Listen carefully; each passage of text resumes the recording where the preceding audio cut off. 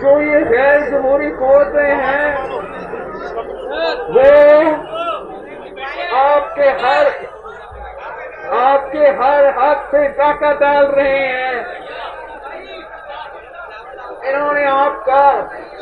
جو freedom of speech ہے بولنے، اگر ہم پارلیمان میں آپ کے مسائل نہیں اٹھا سکتے ہیں پھر ہم مجبور ہو چکے ہیں کہ ہم آپ کے مسائل سڑکوں پہ اٹھائیں گے. ہم انشاءاللہ تعالی گجرانوالہ سے پی ڈی ایم کا پہلا جلسہ 16 تاریخ پہ ہوگا اور پھر ہمارے ہاں 18 اکتوبر کو